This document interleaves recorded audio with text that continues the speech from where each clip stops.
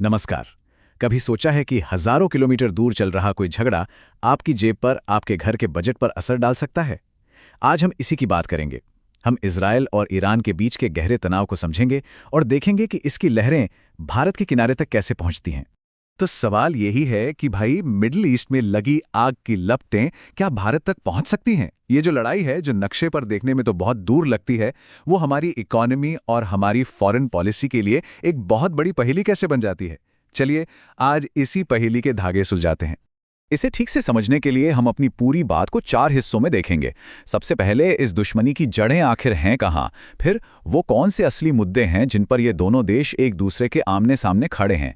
इसके बाद देखेंगे कि इस खेल में कौन कौन से बड़े खिलाड़ी शामिल हैं, और हाँ, आखिर में सबसे जरूरी बात, इसका हम पर यानी भारत पर क्या असर पड़ता है।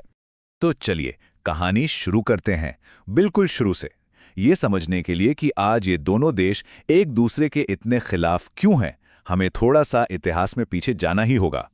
आपको जानकर हैरानी होगी कि ये दोनों देश हमेशा से दुश्मन नहीं थे।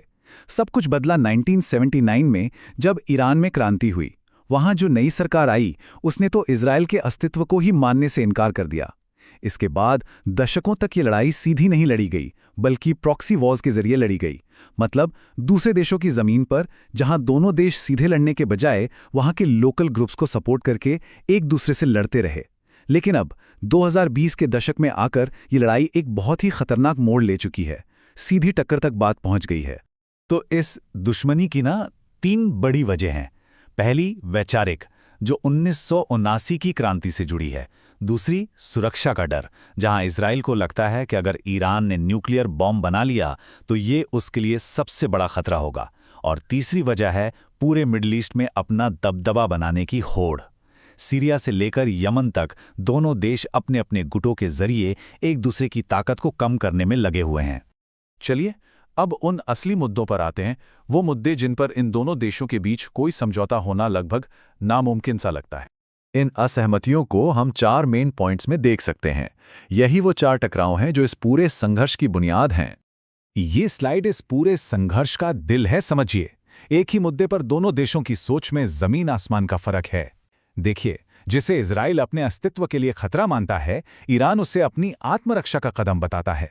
जहां इजराइल पूरी दुनिया से ईरान के न्यूक्लियर प्रोग्राम पर दबाव बनाने को कहता है, वहीं ईरान कहता है कि ये तो शांतिपूर्ण काम के लिए है और ये हमारा हक है। और हाँ, जिन्हें इजराइल आतंकवादी संगठन कहता है, ईरान उन्हें अपने सहयोगी मानकर मदद करता है। अब देखिए, ये लड़ाई सिर्फ इजराइल और ईरान के बीच की नहीं है। ये तो एक ग्लोबल चेस बोर्ड की तरह है, जिस पर दुनिया की कई बड़ी शक्तियां अपनी अपनी चालें चल रही हैं। तो कौन है ये खिलाड़ी, आइए देखते हैं। तो इस शतरंज की बिसात पर एक तरफ है इजराइल, जिसके पीछे अमेरिका की पूरी मिलिट्री और स्ट्रेटेजिक ताकत खड़ी है। दूसरी तरफ है ईरान, जिसके पास मिसाइलों का एक बड़ा जखीरा है और प्रॉक्सी गुटों का एक मजबूत नेटवर्क है। और इनके साथ हैं सऊदी अरब और यूएई जैसे खाड़ी देश, जिनकी असली ताकत है तेल के बाजार पर उनका कंट्रोल। तो इस पूरे खेल में फायदा किसे हो रहा है? अमेरिका को अपना दबदबा बनाए रखने का मौका मिलता है। इजराइल के हथियार उद्योग की तो चांदी हो जाती है। लेकिन नुकसान किसका हो रहा है? सबसे बड़ा नुकसान तो ईरान झेल रहा है, जिसकी इकोनॉमी बैन के बोझ तले दबी हुई है। और उससे भी बड़ा नुकसान है पूरे रीजन की स्थिरता का, जिसका सीधा असर भारत जैसे देशों पर पड़ता है, जो व्यापार और एनर्जी के लिए इसी इलाके पर निर्भर हैं। और अब आते हैं उस सवाल पर जो हम सबके लिए सबसे जरूरी है। इस दूर की लड़ाई का हम पर यानी भारत पर क्या और कैसे असर पड़ता है? इसका सबसे पहला और सीधा असर हमारी और आपकी जेब पर पड़ता है।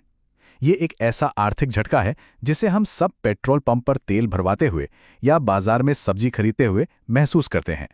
देखिए, जैसे ही मिडिल ईस्ट में टेंशन बढ़ती है, कच्चे तेल के दाम आसमान छूने लगते हैं और भारत अपनी ज़रूरत का 85% से ज़्यादा तेल इंपोर्ट करता है।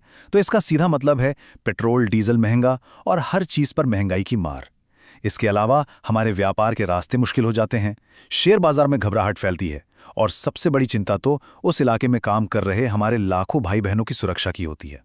और यहीं पर आकर भारत के सामने एक बहुत बड़ी डिप्लोमैटिक चुनौती खड़ी हो जाती है। एक तरफ है इजराइल, जो डिफेंस और हाईटेक में हमारा बहुत ज़रूरी पार्टनर है, तो दूसरी तरफ है ईरान, जहां चाबहार पोर्ट जैसा हमारा बहुत बड़ा स्ट्रैटेजिक इन्वेस्टमेंट है। भारत को एक बहुत ही महीन रस्सी पर चलना पड़ता है, जहां वो दोनों से अपने रिश्ते खराब नहीं कर सकता। एक तरफ गहरी दोस्ती है तो दूसरी तरफ रणनीतिक ज़रूरतें। इसी नाजुक संतुलन को बनाए रखने के लिए भारत का ऑफिशियल स्टैंड हमेशा से यही रहा है कि भाई लड़ाई छोड़ो, बातचीत से हल निकालो। भारत हमेशा तनाव कम करने और डिप्लोमेसी के रास्ते पर वापस लौटने की ही अपील करता है। तो इस पूरी चर्चा का निचोड़ क्या है? पहली बात, ये लड़ाई सिर्फ जमीन की नहीं बल्कि विचारधारा और दबदबे की है। दूसरी बात, इसकी वजह से दुनिया भर के बाजारों में हलचल मचती है और तेल के दाम बढ़ते हैं। और तीसरी और सबसे अहम बात, भारत जैसे देश के लिए ये आर्थिक और कूटनीतिक दोनों मोर्चों पर एक बहुत बड़ी चुनौती है। अंत में ये एक बड़ा सवाल हमारे सामने खड़ा होता है। आज की इस आपस में जुड़ी हुई दुनिया में क्या कोई भी संघर्ष वाकई में दूर का होता है, या फिर कहीं भी लगी एक चिंगारी की कीमत देर सवेर हम सबको किसी न किसी रूप में चुकानी ही पड़ती है? सोचिएगा जरूर।